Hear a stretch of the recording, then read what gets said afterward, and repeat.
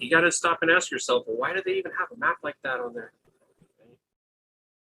And can I just say really quick too, like understanding the true cosmology of where we live, for me personally, and I know that you've told me the same thing, like it really exposes a lot of the other lies that have been told in our indoctrination systems. And once you realize the true cosmology of the flat earth and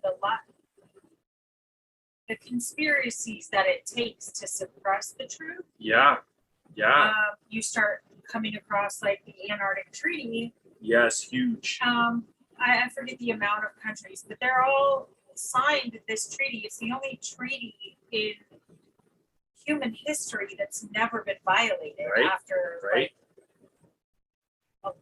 years. Yeah. It's the only treaty so far. Maybe it's 32 nations. I can't remember exactly. I can't remember either.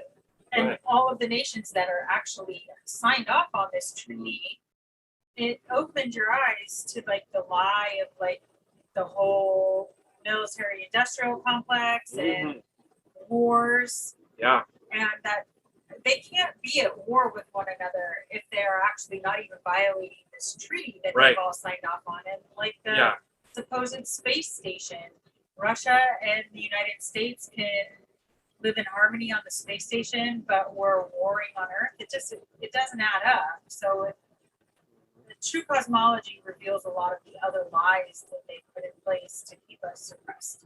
And absolutely, amen, hallelujah to that. I know that people that know the truth of this are listening to you and being like, yeah. If you don't believe yet, just ask yourself a simple question.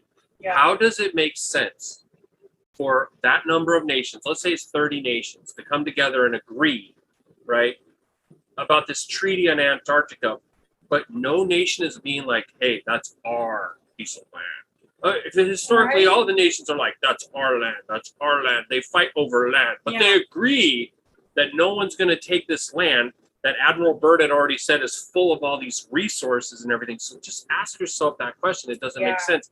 And then imagine a world where, say, 30 nations agree together, we're going to share this lie, that we're actually under a dome and no one can leave, right?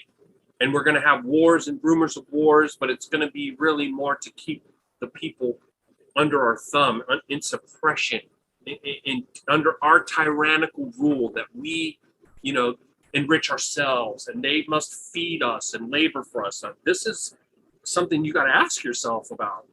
Yeah.